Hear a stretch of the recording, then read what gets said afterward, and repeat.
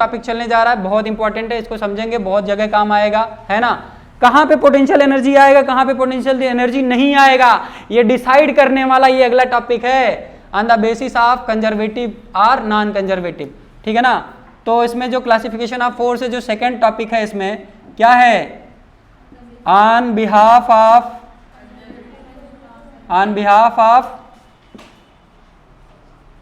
Conservative and या are non conservative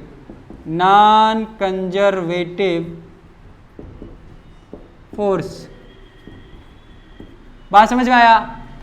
conservative force sir किसे कहेंगे और नॉन कंजर्वेटिव फोर्स किसे कहेंगे, देखो जरा समझो।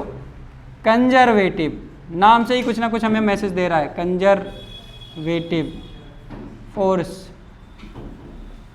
कंजर्वेटिव फोर्स क्या होता है भाई, कंजर्वेटिव फोर्स का मतलब होता है एक ऐसा फोर्स जो कि रास्ते पे डिपेंड ना हो कि कैसे आप जा रहे हैं, है ना, जिसे सिर्फ मंजिल की परवाह हो।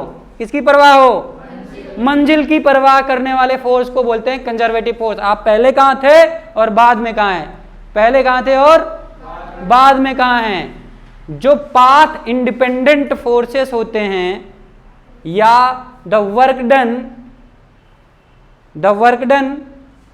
by the force which is path independent, the work done by the force, किसी भी फोर्स की वजह से, भाई फोर्स लगाओगे तो काम होगा ना, अरे हाँ कि ना, किसी ऑब्जेक्ट पे फोर्स लगाओगे तो आप थकोगे ना, अरे हाँ, या नहीं थकोगे, वो बात की बात है। फोर्स कौन लगा रहा है, आप नहीं लगाओगे तो कैसे थकोगे, कोई और लगा रहा होगा, है ना। तो the work done by the force which does not depend on the path, जो रास्ते पे डिपेंड ना करे कि किस रास्ते से ऑब्जेक्ट को ले जाया गया है ना। The work done by the force which is independent to the path, जो रास्ते पे डिपेंड ना करे, ऐसा फोर्स जिसके द्वारा किया गया काम रास्ते पे डिपेंड निर्भर ना करे, उसे बोलते हैं कंजर्वेटिव फोर्स। क्या बोलते हैं, कंजर्वेटिव फोर्स बोलते हैं। और ऐसा फोर्स जो रास्ते पे डिपेंड करे उसे बोलते हैं नॉन कंजर्वेटिव फोर्स। आगे पढ़ेंगे, पहले कंजर्वेटिव के बारे में पढ़ते हैं। The work done by the force which is independent of the path is known as conservative force, is known as. तो पाथ इंडिपेंडेंट फोर्स भैया, सॉरी, वर्क डन जो होना चाहिए, क्या होना चाहिए, वर्क डन की स्पेलिंग गलत है ना, स्पेलिंग बड़ा गड़बड़ होता है लिखने में, है ऐसे बहुत आता है, चपटर चटर चटर पटर पटर, यहां नहीं आता है।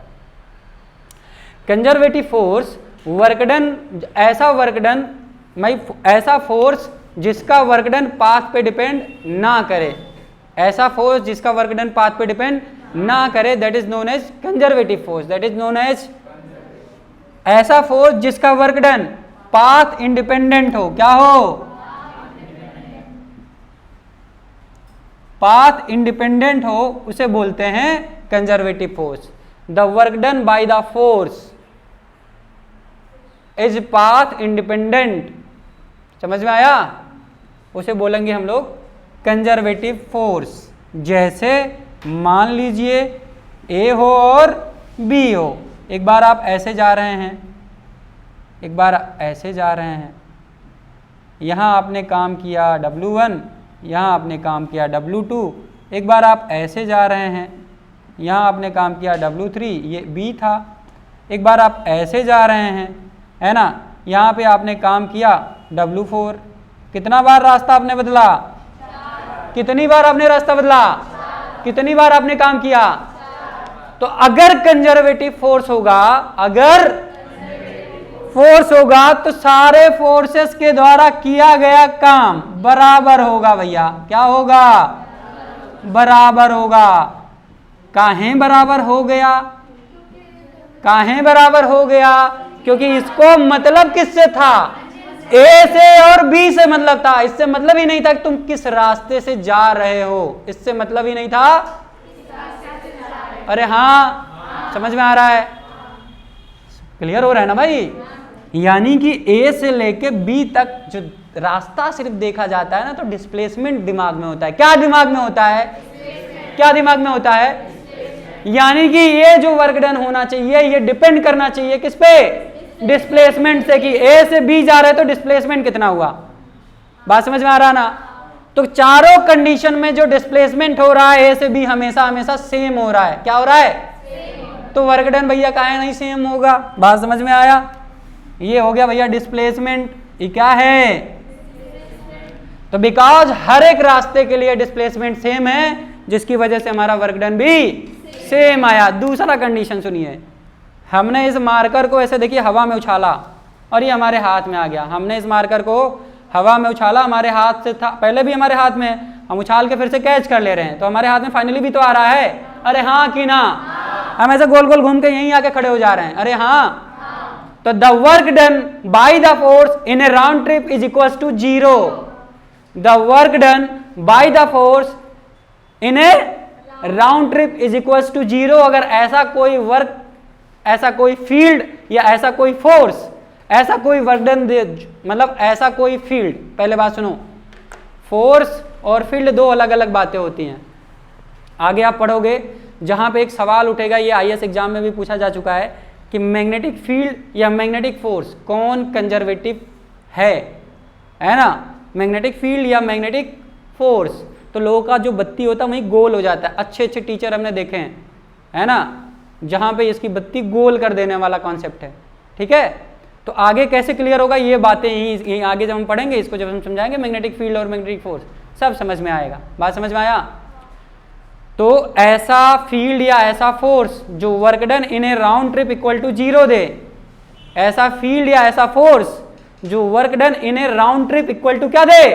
0 दे, उसे बोलते हैं कंजर्वेटिव फील्ड या कंजर्वेटिव फोर्स। बात दिमाग में घुसी? चाहे इलेक्ट्रोस्टैटिक या इलेक्ट्रिक फील्ड की बात करी जाएगी आने वाले टाइम में, या ग्रेविटेशनल फील्ड की बात करी जाएगी, मैग्नेटिक फील्ड की बात करी जाएगी, ग्रेविटेशनल फोर्स की बात करी जाएगी, इलेक्ट्रोस्टैटिक फोर्स की बात की जाएगी, मैग्नेटिक फोर्स की बात की जाएगी, तो work done bye such kind of field and force अगर हम कैलकुलेट करेंगे इक्वल टू 0 आएगा, तभी हमारा फील्ड या फोर्स कंजर्वेटिव होगा, अदरवाइज फील्ड या फोर्स कंजर्वेटिव नहीं होगा। दिमाग में बात आया या नहीं आया? अरे हाँ। आगे पढ़ोगे magnetic potential energy. Magnetic potential energy sir होता ही नहीं है मैग्नेटिक पोटेंशियल एनर्जी। और एक बात बता देते हैं कहानी, कोई ऐसा फोर्स, कोई भी ऐसा फोर्स जो नेचर में कंजर्वेटिव होता है, कोई ऐसा फोर्स जो नेचर में, और कोई भी ऐसा फील्ड जो नेचर में कंजर्वेटिव होता है, उसी के पास पोटेंशियल एनर्जी का बात होता है। नॉन कंजर्वेटिव फोर्सेस के साथ कभी भी पोटेंशियल एनर्जी एसोसिएट नहीं होता। तो मैंने इसीलिए पहले बोला था कि it is a very very important topic. समझ में आया कि नहीं आया? ये पूरा फिजिक्स समझाएगा आपको आने वाले टाइम में कैसे होता है काम। क्लियर है? मिटाएं इसको, आगे बढ़ें। इसके कुछ एग्जाम्पल्स हैं भैया, हमने अभी बोला आपको कौन कौन सा एग्जाम्पल है इसका। ग्रेविटेशनल फील्ड या फोर्स बोल दीजिए, gravitational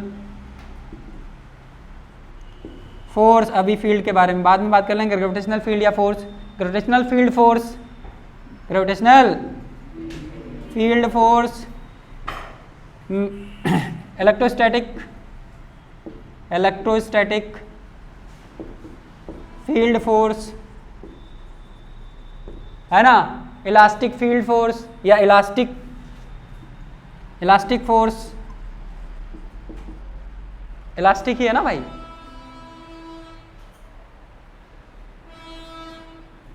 elastic force, magnetic force, elastic force. अब मैग्नेटिक फोर्स या मैग्नेटिक फील्ड फोर्स, ये बात की बात है ना।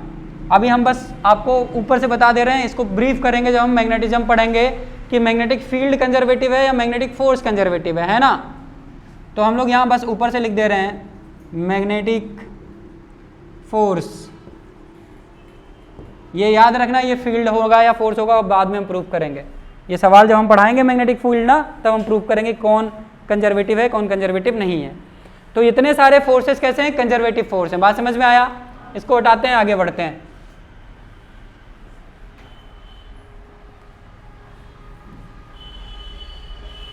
हाँ, जैसे मैंने इस बॉल को फेंका, ये मेरे मतलब मान लो ये मार्कर हमने फेंका और मेरे ही हाथ में आ गया, तो किसी ने पूछा work done by earth, work done by earth on the marker, work done by earth on the marker, कितना आएगा, कितना आएगा, 0 आएगा। जहां था वहीं है, हमको क्या देखना है, इनिशियल और फाइनल रास्ते ध्यान में नहीं रखने हैं, है ना। एक डायलॉग है बहुत बढ़िया, मैं सुनाता हूं। एक मूवी है बहुत ही फेमस, है ना, उसमें डायलॉग क्या था कि मंजिल सिर्फ पानी है अगर हमें, तो हमें रास्ते से मतलब नहीं होना चाहिए, मंजिल मिलनी चाहिए चाहे रास्ता जैसा भी हो। समझ में आया, रास्ता चाहे जैसा। कुछ लोग इसी चक्कर में डाकू बन जाते हैं, कहते हैं डाकू बन जाएंगे फिर प्रधानमंत्री बनेंगे, हैं, गुंडई कर करके जब फेमस हो जाएंगे तो लोग ऐसे ही पूछेंगे नेता लोग, हाँ, उसके बाद में तो आगे बढ़ ही जाएंगे। आगे ऐसे बहुत सारी चीज़ें होती हैं सोसाइटी में, एग्जाम्पल के लिए बहुत सारी ऐसी चीज़ें जो आसपास दिख जाएंगी आपको। जितने नेता लोग होंगे उनके बारे में विचार करेंगे तो वैसे पिक्चरों में दिखाता है, साउथ की मूवियों में है, बॉलीवुड में, हॉलीवुड तो पता नहीं, बॉलीवुड में, टॉलीवुड में है। क्यों, जो सबसे बड़ा विलेन होता है वही आखिरी में देखो कहता है, जैसे अभी एक मूवी आई थी सिंघम, देखा है सबने, सिंघम देखे हो। सिंघम में क्या था, भाऊ का क्या नाम था उसका, जयकांत सिकरे, है ना। जयकांत सिकरे क्या था, गुंडा था, उसको टिकट मिल जाती है, ठीक है, क्या बन जाता है, नेता बन जाता है। सिंघम भाई से कहता अब आओ हमारे आगे, सिंघम कहता है अच्छा बताते हैं, हथकंडा तो मिले, कौनो प्रूफ तो मिले, फिर बताएंगे नेताईपन तुम्हारा कितना है, ठीक है ना। इसको मिटा दें,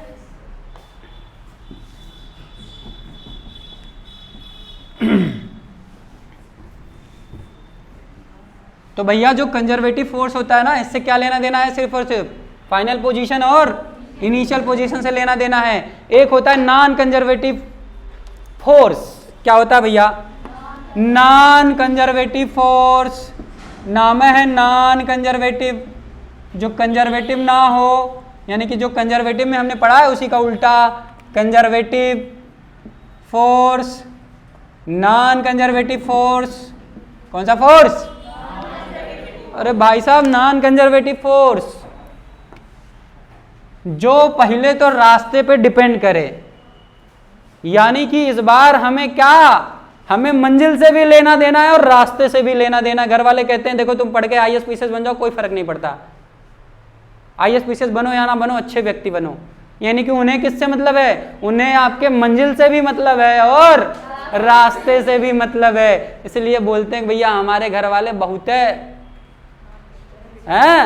बात समझ में आया कि नहीं आया, समझ में आया। तो नॉन कंजर्वेटिव फोर्स का मतलब होता है the force by which, if मतलब the work done by the force which depends on path, which depends on the work done by the force which depends on the path। तो ऐसा force ये वाला बात, ये वाला फोर्स, ऐसा force जिसका वर्क डन क्या, जिसका वर्क डन डिपेंड करे, डिपेंड्स ऑन पाथ, है ना, फॉलोड बाय द ऑब्जेक्ट, ठीक है ना। तो ऐसा फोर्स जिसका वर्क डन पाथ पे डिपेंड करता है वह फोर्स क्या कहलाता है, नॉन कंजर्वेटिव फोर्स कहलाता है। बात समझ में आया, अरे हाँ कि ना, अच्छी बात। एग्जाम्पल दीजिए सर कुछ, मान लीजिए, जैसे मान लीजिए हमने पीछे देखा ए और बी था, क्या था, ए और बी था, यहां से गए W1 काम किया, यहां से गए W2 काम किया, और यहाँ से गए W3 काम किया, और यहाँ से गए तो W4 काम हो गया भैया। अरे हाँ, इस बार अगर फोर्स नॉन कंजर्वेटिव है तो W1 कभी बराबर नहीं होगा W2 के, और W2 कभी बराबर नहीं होगा W3 के और W4 के। बात समझ में आया, अरे हाँ कि ना। जो रास्ते पे डिपेंड करता है, इसीलिए कहते हैं देखो बहुत सारे ऐसे बच्चे होते हैं ना जो खूब मेहनत करते हैं, क्या करते हैं, खूब मेहनत करते हैं। कंजर्वेटिव फोर्स का एग्जांपल दें। मान लो आपको आईआईटी की तैयारी कर रहे हो, कुछ बच्चे मेडिकल की तैयारी कर रहे हैं, कुछ आईआईटी की तैयारी कर रहे हैं ना। और किसी को खूब सारा मेहनत करने के बाद आईआईटी मिलता है, किसी को खूब सारा मेहनत करने के बाद आईआईटी मिलता है, कोई दुइया घंटा रोज पढ़ के आईआईटी क्रैक कर लेता है ना। या मेडिकल वाले के बारे में बात करें, कोई 18 घंटे में से मान लीजिए, मतलब अगर 6 घंटा निकाल दो सोने होने वाला, तो मैं मान के चलता हूँ आपके लिए 24 घंटा तो फेक वाली बात है, मतलब बकवास बातें हैं। कोई कहते हैं 24 घंटा है, भाई सोना भी तो है ना, ऐसे थोड़े ना सिर्फ पढ़ेंगे। मान लो 18 घंटे का आपका वर्किंग आवर है, 18 घंटे में आप जितना क्या कर लो यूटिलाइज कर लीजिए। 18 घंटे मान लीजिए आपको पढ़ना था, ठीक है ना। तो उसमें कुछ ऐसा बच्चा भी होगा जो 2 घंटे पढ़ के अपना नीट क्रैक कर लेगा पर डे, अगर वो पढ़ रहा होगा। और कुछ बच्चा होगा जो 18 घंटे पढ़ता होगा, तब वो नहीं क्रैक होगा, है ना। एग्जाम्पल है, सीरियस मत होइएगा, कुछ लोग हैं 18 घंटे वाले, ठीक है ना। तो जो बच्चा 2 घंटा पढ़ा और जो बच्चा 18 घंटा पढ़ के क्रैक किया, लोग इससे मतलब नहीं रखेंगे, लोग आपकी मेहनत से मतलब नहीं रखेंगे। मतलब किससे रखेंगे? आपका सिलेक्शन हुआ या नहीं हुआ। बात समझ में आ रहा है कि नहीं आ रहा है? लोग किससे मतलब रखेंगे? आपका सिलेक्शन हुआ या नहीं हुआ। तो आपको किस पे ध्यान देना चाहिए? सिलेक्शन वाली बात पे। मेहनत करने से पीछे नहीं हटना चाहिए। अगर आप स्लो हो, अगर आप परेशान हो कि यार मेरे को समझ में नहीं आ रहा है, then you have to utilise more time on that topic. ज़्यादा से ज़्यादा अपने टाइम को यूटिलाइज करिए ऐसे टॉपिक पर जो कम समझ में आ रहा है। बात समझ में आया? अभी समय है ना समझने का, नहीं तो समझ के जो ना समझे मेरी समझ में वो ना समझ है। ऐ ना समझ तू ना समझ मुझे, मेरी समझ में तू ना समझ है। हाँ नहीं है ना। तो work done bye non conservative force जो होगा भैया, वो पाथ पे depend, non conservative force work done path पे डिपेंड करता है। कुछ एग्जांपल दें हम आपको। जैसे मान लीजिए फ्रिक्शनल फोर्स हो गया, क्या हो गया? फ्रिक्शनल फोर्स हो गया। क्या हो गया बेटा? विस्कस फोर्स हो गया। Viscous force, frictional force solid object के बीच में लगता है, सॉलिड ऑब्जेक्ट के सरफेसेस के बीच में लगता है, और विस्कस फोर्स लिक्विड के लेयर्स के बीच में लगता है। बात समझ में आया? तो ये विस्कस फोर्स हो गया, विस्कस फोर्स हो गया। और एयर ड्रैग है ना, हवा का जो रेजिस्टेंस होता है, जब कोई ऑब्जेक्ट ऐसे फेंका जाता है तो हवा का रेजिस्टेंस भी अपना डायरेक्शन बदलता है। बात समझ में आया? तो वो भी अपने एयर ड्रैग फोर्सेस भी होते हैं, वो भी कैसे फोर्सेस? नॉन कंजर्वेटिव फोर्सेस होते हैं। बात समझ में आ रहा है कि नहीं आ रहा है? हाँ कि ना? ठीक है। All velocities dependent forces, all velocities dependent forces is known as non conservative forces। जैसे हमने बताया एयर ड्रैग फोर्स जो था, है ना, all velocity dependent forces, जिसमें मैंने बताया एयर ड्रैग, ठीक है ना, एयर रेजिस्टेंस जिसे बोलते हैं हम लोग, ठीक है ना। ये वेलोसिटी पे डिपेंड करता है, जितने तेजी से भागोगे एयर ड्रैग। भाई तुम बाइक चलाते हुए जा रहे हो, स्लो चलते हो तो कम फटफटाहट होती है ना। मान लो किसी ने शर्ट बड़ा लूज पहन लिया, धीरे धीरे चल रहे हो बाइक पे तो कम परेशान करता है, और खूब तेजी से चलो, देखो ऐसा लगता है पीछे कोई खींचता है कि नहीं खींचता है। तो एयर ड्रैग जो फोर्स है वो किस पे डिपेंड करता है? वेलोसिटी पे डिपेंड करता है। किस पे डिपेंड करता है? वेलोसिटी पे। तुम एक बॉल को एक लिक्विड में ऐसे प्यार से ऐसे डाल दो तो लिक्विड क्या करेगा? कम रेजिस्टेंस लगाएगा। लेकिन खूब तेजी से फेंक दो, फट लिक्विड देखो फटफटाहट दिखाता है कि नहीं दिखाता है? अरे हाँ कि ना? तो ये सारे के सारे फोर्सेस ऐसे हैं जो वेलोसिटी पे डिपेंड करते हैं। बात समझ में आया? तो जितने भी फोर्सेस वेलोसिटी डिपेंडेंट होते हैं वो कैसे होते हैं? नॉन कंजर्वेटिव होते हैं। नॉन कंजर्वेटिव फोर्स क्या होता है? जिसका वर्क डन पाथ पे डिपेंड करता है, कुछ एग्जांपल जैसे फ्रिक्शनल फोर्स हो गए, विस्कस फोर्स हो गए, ऑल वेलोसिटीज डिपेंडेंट फोर्सेस। सच एग्जांपल क्या हो गया? एयर ड्रैग या आगे विस्कस फोर्स तो अलग ही बात है ना, ये भी है। मिटा इसको, चलिए आगे बढ़े। अभी ये फोर्सेस का ही क्लासिफिकेशन है भैया, हैं? दिमाग की बत्ती चल रही है गुल चल रही है। आगे है भैया, with respect to the field force and contact force, यानी कि जब आप फोर्सेस को क्लासिफाई कर रहे हैं तो अब ऑन द बेसिस ऑफ या ऑन बिहाफ ऑफ कॉन्टैक्ट और फील्ड फोर्स के बिहाफ पे, जैसे ग्रेविटेशनल फील्ड हो गया, जैसे इलेक्ट्रोस्टैटिक फील्ड हो गया, है ना, मैग्नेटिक फील्ड हो गया, तो इसके बिहाफ पे फोर्सेस को हम लोग डिफाइन करेंगे। कॉन्टैक्ट फोर्स में जैसे आगे कॉन्टैक्ट फोर्स आप पढ़ोगे तो जो नॉर्मल रिएक्शन, जैसे धरती खींच रही थी ऑब्जेक्ट को, जब ऑब्जेक्ट धरती पर रखा था तो एक फोर्स लगा रहा था धरती के सरफेस पे ऑब्जेक्ट, बिकॉज ऑफ धरती खींच रही थी। तो जो सरफेस होगा जहाँ पे आप ऑब्जेक्ट रखेंगे, वो ऑब्जेक्ट जो सरफेस है वो ऑब्जेक्ट को ऊपर की ओर एक नॉर्मल फोर्स देगा, है ना, तो उसे बोलते हैं कॉन्टैक्ट फोर्स। क्या बोलते हैं? Contact force. जैसे मान लो इस बोर्ड को मैं ऐसे धकेल रहा हूँ, ऐसे धकेलता अगर नहीं तो क्या ये बोर्ड मेरे ऊपर, अभी देखो क्या ये मेरे ऊपर बोर्ड मेरे हाथ के ऊपर फोर्स लगा रहा है? लगा रहा है क्या? अभी लगा रहा है, अभी लगा रहा है, अभी लगा रहा है, अब लगा रहा होगा। अरे हाँ, अब देखो यहाँ जितना तेजी से मैं इसको धकेलूंगा ये बोर्ड भी मेरे ऊपर उतना ही फोर्स लगाएगा। खूब तेजी से धकेल रहे हैं, अब देखो धीरे धीरे फोर्स बढ़ा रहा हूँ, बढ़ा रहा हूँ, बढ़ा रहा हूँ, 2.5 धकेल रहा हूँ। हाँ, तो जितना तेजी से मैं इसको धकेलूंगा ये ऑब्जेक्ट मुझे भी उतने तेजी से पीछे की ओर पुश करेगा। बात समझ में आया? तो such kind of force is known as contact force. कौन सा फोर्स?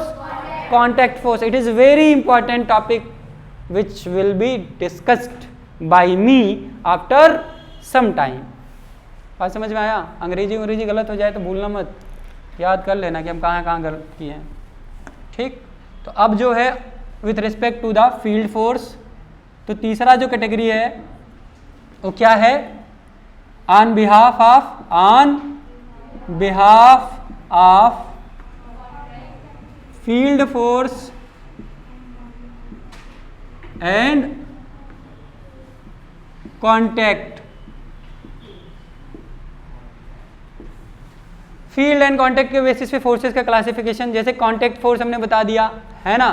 कॉन्टैक्ट फोर्स क्या होता है भाई? मैंने बता दिया, जब दो ऑब्जेक्ट एक दूसरे के कांटेक्ट में होते हैं तो एक ऑब्जेक्ट दूसरे के ऊपर फोर्स लगाता है, दूसरा भी उसके ऊपर फोर्स जरूर अप्लाई करेगा। बात समझ में आया?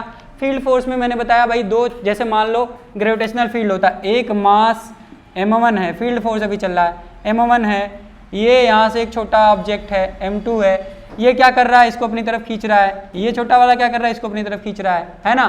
तो ये बेसिकली इस ऑब्जेक्ट का अपना एक फील्ड था जिसमें ये ऑब्जेक्ट जब रखा जाएगा तो ये इसको अट्रैक्ट करेगा। Such kind of example is known as gravitational force and next type of example is known as electrostatic force. एक चार्ज यहाँ Q1 है, दूसरा चार्ज Q2 है ना। Q1 Q2 से मान लीजिए r डिस्टेंस की दूरी पर था। कितनी दूरी पर था? r डिस्टेंस की दूरी पर था। कितनी दूरी पर था? r डिस्टेंस पे। तो ये इसको अपनी तरफ मान लो ये पॉजिटिव होता और ये निगेटिव होता, तो Q1 Q2 को अपनी तरफ खींच रहा है। और भाई क्या कहेगा भैया, जैसी करनी वैसी भरनी।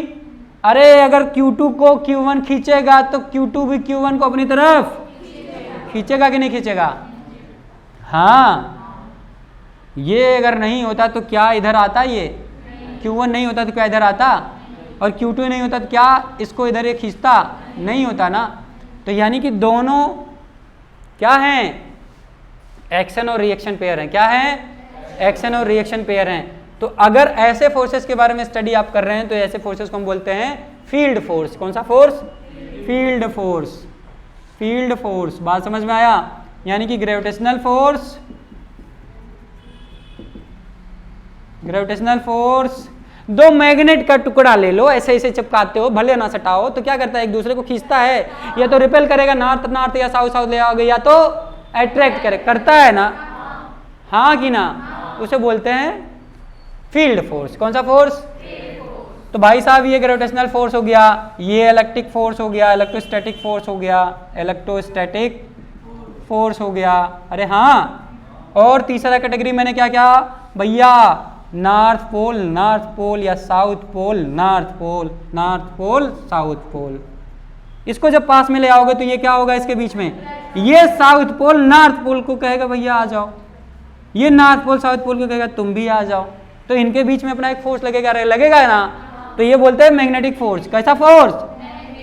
Magnetic force. कैसा फोर्स? तो ये कैसे कैटेगरी वाले फोर्सेस हैं भैया? फील्ड फोर्स कहलाते हैं। क्या कहलाते हैं? Field force. जरूरी नहीं है तुम उनको जाके चिपक जाओ तब वे फोर्स लगाएंगे, चिपक जाओगे तो कहेंगे भग, अरे हाँ कि ना, ठीक है। तो कांटेक्ट फोर्स में बेसिकली दो बॉडीज का कांटेक्ट में होना जरूरी है। और कभी भी एक बात याद रखो, इफ शुरुआत में कोनो फोर्स नहीं था, इफ शुरुआत में कोनो फोर्स नहीं था और गलती से बीच में कहीं फोर्स का जन्म हुआ, गलती से कहीं फोर्स का जन्म हुआ, तो हमेशा हमेशा पेयर में फोर्सेस पैदा होगा। हमेशा हमेशा फोर्सेस पेयर में पैदा होगा। बात समझ में आ रहा है? यानी कि फोर्स विदाउट पेयर कभी जनरेट नहीं होगा। जब होगा तो एक एक्शन होगा और दूसरा, इसीलिए न्यूटन ने यह बात बताई कि भैया थर्ड लॉ भी हम देंगे। कौन सा law? Every action have it's equal and opposite reaction. Every action have it's equal and, यानी कि वही दो ही बात है, वही दो ही फोर्स बता रहे हो बातों में। एक एक्शन वाला फोर्स हुआ, दूसरा, यानी कि वहां भी कपल ऑफ फोर्सेस पैदा हो रहे हैं, वहां भी बेटा बेटी या गर्लफ्रेंड बॉयफ्रेंड पैदा हो रहे हैं, ऐसा कुछ, सास बहू वहां भी आ रहे हैं। ठीक है ना, मिटाएं इसको। चल भाई आगे बढ़ते हैं।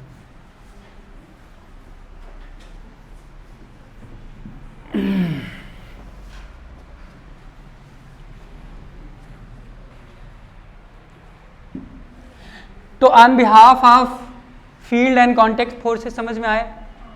क्यों भैया? ठाकुर साहब बहुत शांत हो, ठंडी लग रही है क्या तुमको?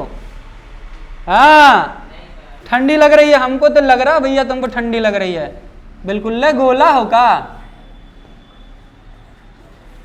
मान लो एक ठू ऑब्जेक्ट होता है, इसका मास कैपिटल एम होता। मान लो एक ठू ऑब्जेक्ट है, इसका मास कैपिटल एम होता। इस पे आपने एक स्मॉल एम का मास रख दिया होता, स्मॉल एम का मास रख दिया होता अगर आपने, तो धरती इस स्मॉल एम मास को अपनी तरफ खींचती। अरे हाँ कि ना? तो क्योंकि इसने इस पे कोई फोर्स नहीं लगाया, mg जो लगा है वो because of earth gravitational force लगा, बिकॉज ऑफ धरती माँ इसको खींच रही थी mg से। क्या करे, मजबूर था। ये भी खींच रहा है धरती माँ को mg से। हाँ, तो इस बार या इस ऑब्जेक्ट ने बड़े वाले ऑब्जेक्ट पे जानबूझ के फोर्स नहीं लगाया। किसकी वजह से लगा? Because of earth gravitational force, because of. लेकिन भैया भगवान ने बनाया इंसान को और मास भी बनाया है, यानी कि लिविंग और नॉन लिविंग को बनाने वाले कौन? भगवान हैं। हाँ भैया, कोई ऑब्जेक्ट रहा होगा तब भी तो मास आया, तब भी तो ऑब्जेक्ट डिफरेंट डिफरेंट बनता हुआ आपको ये क्या दिख रहा है? मैं कैसे दिख रहा हूँ? मैं भी तो किससे मिलके बनाऊं? चित्त जल पावक गगन समीरा, 5 तत्व से मिलके बनाऊं कि नहीं बनाऊं? तो हम भी कहीं ना कहीं मास से ही मिलके बने हैं। और ये अलग बात है कि आत्मा आ गई हमारे शरीर में। अरे बात समझ में आ रहा है कि नहीं आ रहा है? हाँ, तो धरती इसको खींच रही है, ये ऑब्जेक्ट जानबूझ के इस पे कोई फोर्स नहीं लगा रहा है। बात समझ में आया कि नहीं आया? हाँ, तो देखो ये वाला जो सरफेस है ये शांत नहीं बैठेगा, खुन्नस खा के बैठेगा। तुम्हारे ऐसी की तैसी, तुम हम पे एमजिम लगा रहे हो, हम तुमको छोड़ देंगे? हम भी फोर्स लगाएंगे, हम भी फोर्स लगाएंगे। नॉर्मल रिएक्शन दे दिया, लो बेटा जे लो। क्या दिया? नॉर्मल रिएक्शन की कहानी अब हमको है बतानी। हाँ, नॉर्मल रिएक्शन की कहानी अब हमको है बतानी। हमने बोला बेटा इस ऑब्जेक्ट को उठाओ, उठा दिए भैया। इनका मास कितना? mg। धरती माता किधर खींच रही है? mg से। और ये रिएक्शन फोर्स किधर लगाया? इस सरफेस पे लगाया। किधर भैया? इधर लगाया। अरे बताओ भाई, लगाया? ये नॉर्मल रिएक्शन है। क्या है? अच्छा एक बात बताओ, अगर ये ऑब्जेक्ट में ऐसे हवा में लेके खड़ा रहता तो क्या इसकी औकात होती नॉर्मल रिएक्शन लगाने की? लगाता नॉर्मल रिएक्शन? जब हम धीरे धीरे हौले हौले इस पर रख रहे हैं तो नॉर्मल रिएक्शन की वैल्यू बढ़ रही है कि नहीं बढ़ रही है? क्योंकि हम भी तो ऊपर से खींच रहे हैं भाई। अरे हाँ, जब हम धीरे धीरे धीरे धीरे इस पे पूरा ऐसे कंप्लीटली इसको छोड़ देंगे, क्या करेंगे? तब इस नॉर्मल की वैल्यू होगी बराबर mg। अरे हाँ कि ना? कुछ कुछ समझ में आ रहा है? फीलिंग कनेक्ट कर रहे हो अभी? अब चैप्टर चलेगा फराटेदार। अभी तक तो लॉलीपॉप टाइप का फीलिंग आ रहा था, अब चैप्टर चलेगा लॉलीपॉप वाला। कौन सा? हाई फाई चलेगा। ठीक है ना। तो अगर ये ऑब्जेक्ट जब आप इस पे पूरा लैंड करवा देंगे तभी ये मैक्सिमम नॉर्मल रिएक्शन लगाएगा। कितना लगाएगा? mg के बराबर लगाएगा। अरे लगाएगा क्या? मैं इस बोर्ड को मान लो 5 न्यूटन से धकेला। कितने न्यूटन से? अब मैं 5 न्यूटन से अभी मान लो ऐसे इसको जस्ट टच किया और 5 न्यूटन इतने देर में लग गया। अब मैं अपना फोर्स बढ़ा रहा हूँ, फोर्स बढ़ा रहा हूँ, फोर्स बढ़ा रहा हूँ, फोर्स बढ़ा रहा हूँ, और बढ़ा दिया। इस बार 500 न्यूटन कर दिया। कितना न्यूटन? क्या अभी भी बोर्ड हमको 5 न्यूटन से धकेल रहा होगा? बहुत बेईमान व्यक्ति है। अब कितना फोर्स से धकेल रहा होगा? 500 न्यूटन से। कितना न्यूटन से? अच्छा, हम अपना हाथ धीरे धीरे हटा रहे हैं तो क्या फोर्स की वैल्यू कम हो रहा है? इस बार हमने हटा दिया बिल्कुल। अब बताओ नॉर्मल रिएक्शन कितना हुआ? कितना हुआ? तो इस नॉर्मल रिएक्शन की औकात 3 बार चेंज हो रही है। कितनी बार? 3 बार चेंज हो रही है। पहली बार नॉर्मल रिएक्शन लेस देन 0। पहली बार नॉर्मल रिएक्शन कब होगा लेस देन 0? सोच के बताना। और नॉर्मल रिएक्शन बराबर होगा 0 और एक बार नॉर्मल रिएक्शन ग्रेटर देन होगा 0 के। 3 बार बदल रहा है नॉर्मल रिएक्शन।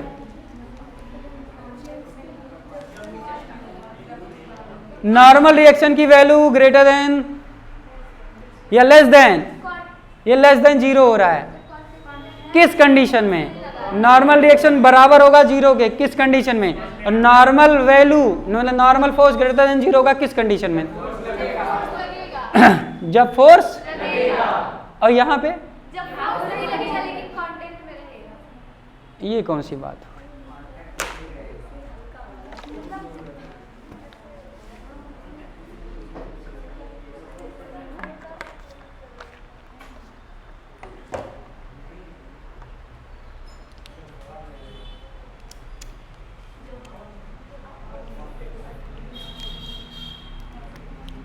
ये कंडीशन अभी छोड़ो, पहले इसके बारे में बात करो। नॉर्मल रिएक्शन बराबर 0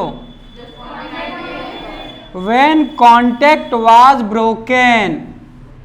व्हेन कांटेक्ट वाज ब्रोकन। तोड़ दिया तुमने मेरा दिल। ब्रोकन का स्पेलिंग भी नहीं लिखे हैं।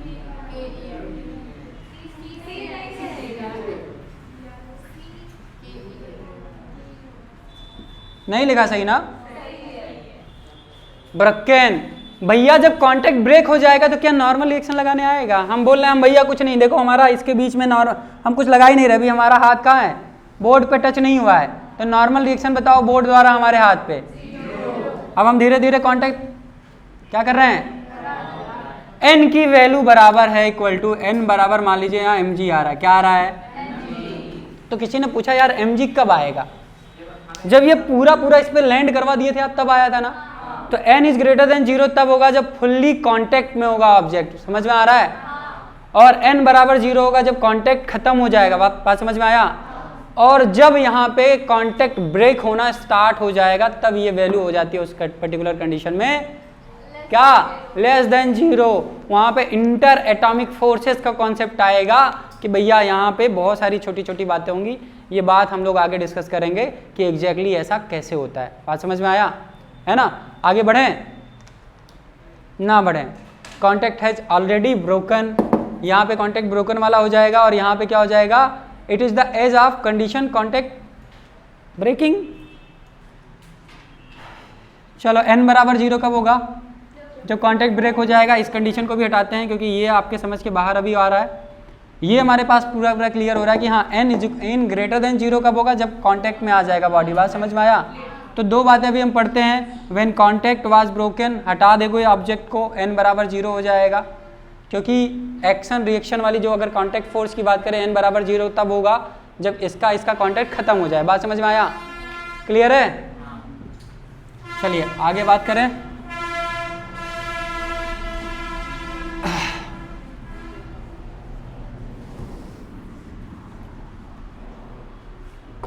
On behalf of nature of change. अगला और आखिरी जो इसमें क्लासिफिकेशन है फोर्स का, नेचर ऑफ चेंज का है। किसका है? आप किसी ऑब्जेक्ट पे फोर्स लगा रहे हैं तो उसका कन्फिगरेशन भी चेंज हो सकता है, उस पर एक्सेलरेशन भी आ सकता है। अरे हाँ कि ना? अच्छा, कोई एग्जांपल दीजिए।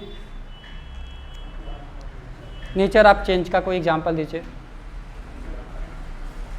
बताइए। इसमें तीन बातें, कांटेक्ट फोर्स और टाइम डिपेंडेंट फोर्स और वेलोसिटी डिपेंडेंट फोर्स, तीन फोर्स हम पढ़ेंगे। कौन कौन सा? ये nature of change on behalf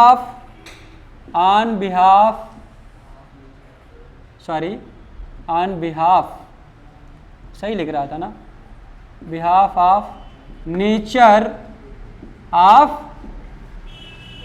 change, on behalf of nature of change, यानी कि एक्सेलरेशन वगैरह जनरेट हो जाए। अच्छा एक बात बताओ, क्या सबने दबंग मूवी देखी है? ये मान लो चौथा कैटेगरी था। दबंग देखे हो? दबंग जो पहली बार ये आई थी, जब छेदी सिंह को ऐसे मारता है मुक्का, तो स्लो मोशन वाला देखना, पहले आता है, फिर मुंह ऐसे टेढ़ा होता है, ऐसे टेढ़ा एकदम, भाई साहब ऐसे लगता है कि अभी झूल जाएगा, होता है ना, होता है ना। दो गाड़ियां आपस में लड़ते हुए देखे हो कभी? लड़ते हुए जस्ट देखे हो कभी? भयानक लड़ते हुए, ऐसे आया, ऐसे ऐसे धीरे धीरे धीरे धीरे धीरे धीरे धीरे, ये टकराने वाला था, टकराने के पहले अब धीरे धीरे देखो ये टकरा रहा है, हाँ टकराते हुए देखो बर्बाद हो जाती है, चेचिस वगैरह खत्म हो जाती है ना। तो ये दो बातें याद रखो। तीसरा बात क्या है?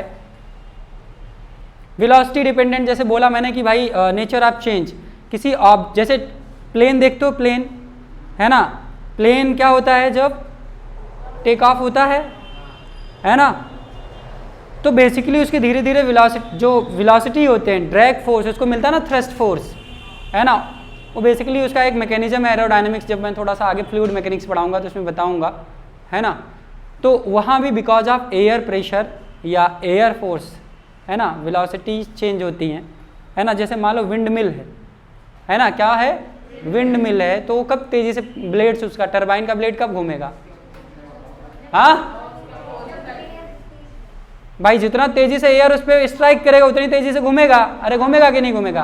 तो फोर्स तो जनरेट कर रहा है ना एयर, वेलोसिटी डिपेंडेंट हो रहा है ना। अरे जो मोशन ऑफ ब्लेड है वेलोसिटी पे डिपेंड कर रहा है कि नहीं कर रहा है? अच्छा, तो on behalf of nature of changes forces को कितनी कैटेगरी में रखा गया भैया? पहले कांटेक्ट फोर्स, कौन सा फोर्स? Contact force.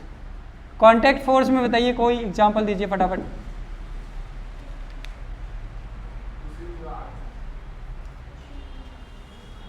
जो नेचर ऑफ चेंज यानी कि एक्सेलरेशन पे डिपेंड कर रहा है, पहला कुछ एग्जांपल मैं देता हूं इसमें।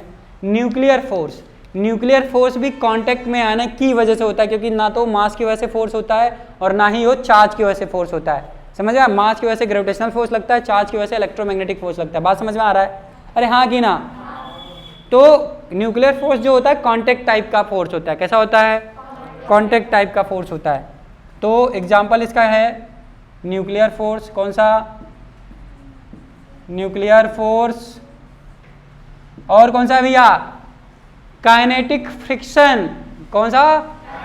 आगे आप पढ़ोगे फ्रिक्शन, फ्रिक्शन दो तरह का होता है, स्टैटिक फ्रिक्शन और काइनेटिक फ्रिक्शन।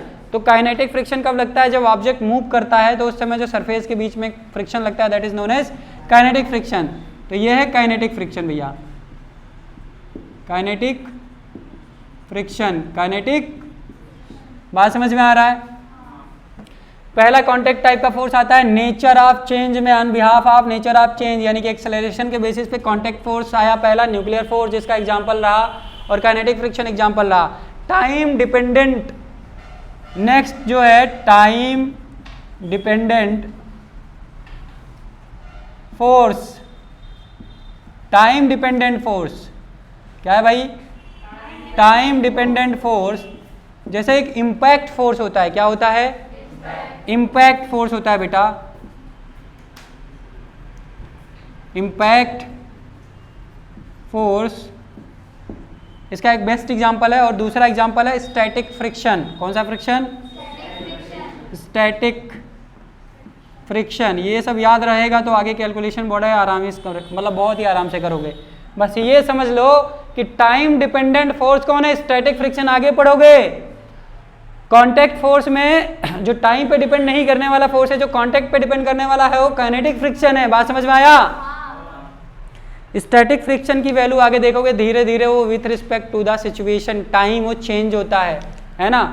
तो टाइम डिपेंडेंट फोर्स कौन है? स्टैटिक फ्रिक्शन है। बात समझ में आया? तो कांटेक्ट पे डिपेंड करने वाला कौन है? काइनेटिक फ्रिक्शन है। क्लियर है? आगे जो है वेलोसिटी डिपेंडेंट फोर्स है ना। वेलोसिटी डिपेंडेंट फोर्स कौन कौन सा है देखिए, इंपॉर्टेंट है, इसको समझते चलिए। Velocity dependent force, velocity dependent force, जैसे ड्रैग फोर्स हो गया, विस्कस फोर्स हो गया, है ना।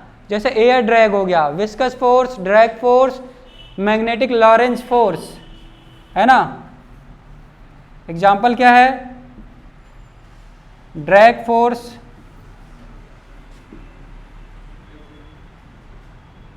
और विस्कस फोर्स, और क्या मैंने बताया आपको? Lorentz force, magnetic Lorentz force.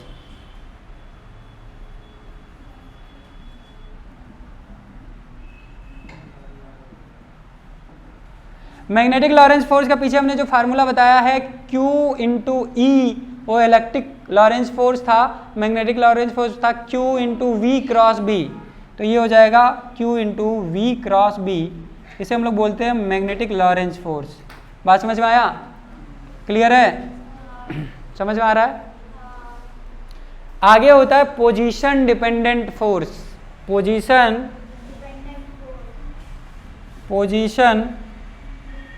Dependent force क्या होता है भाई? Position dependent force. ऐसे कौन कौन से फोर्स हैं जो पोजीशन पे डिपेंड करते हैं? आगे जाके पढ़ोगे ग्रेविटेशनल फोर्स। अभी हमने बताया ग्रेविटेशनल फोर्स का फार्मूला, नीचे r स्क्वायर आ रहा था। इलेक्ट्रोस्टैटिक फोर्स बताया था तो उसमें भी r स्क्वायर आ रहा था। आगे जब मैग्नेटिक फोर्स पढ़ोगे तो वहां भी कहीं ना कहीं r का संबंध आएगा। भाई जितने दूर से मैग्नेट को दिखाओगे उतना कम फोर्स फील होगा, जितने पास ले आओगे फोर्स ज्यादा फील होगा। तो वो भी पोजीशन पे डिपेंड करता है कि नहीं करता है? अरे हाँ कि ना? तो इसके बेस्ट एग्जांपल क्या है? Gravitational force. क्या है भैया? Gravitational force, gravitational force and electromagnetic force.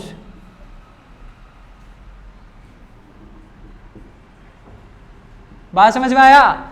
तो ये सारे के सारे फोर्सेस, और एक फोर्स और है जिसे बोलते हैं स्प्रिंग फोर्स। क्या बोलते हैं? आगे पढ़ोगे रीस्टोरिंग फोर्स जो स्प्रिंग में जनरेट होता है K इंटू एक्स होता है। क्या होता है? K होता है स्प्रिंग कांस्टेंट। इसी चैप्टर में आगे हम लोग डिस्कशन करेंगे K इंटू एक्स। तो एक स्प्रिंग फोर्स भी होता है बेटा। क्या होता है? स्प्रिंग फोर्स भी होता है बाबू, ठीक है ना। तो पोजीशन डिपेंडेंट फोर्सेस कौन कौन से हैं? ग्रेविटेशनल फोर्स है, इलेक्ट्रोस्टैटिक फोर्स है और स्प्रिंग फोर्स है। बात समझ में आया? क्लियर है? तो ये हमने अभी क्या पढ़ा? प्रॉपर क्लासिफिकेशन ऑफ फोर्सेस पढ़ा, जो कि काफ़ी लंबा चौड़ा हुआ है ना। और हमने लगभग सारे टाइप के फोर्सेस आज डिस्कस कर दिए आपसे, जिसका मतलब सबके बारे में पढ़ेंगे। ये पूरी फिजिक्स में आपको कहीं ना कहीं सबके बारे में पढ़ना है, और इम्पॉर्टेंट टॉपिक था आज का। अगर इसको आप समझ जाएंगे तो आपको इतना समझ में आएगा कि फोर्सेस किन किन बातों पे डिपेंड करता है और क्या उसका इफेक्ट होता है। बात समझ में आया? तो चलिए इसके साथ मैं अपना ये लेक्चर ख़त्म करता हूँ। Thank you for watching.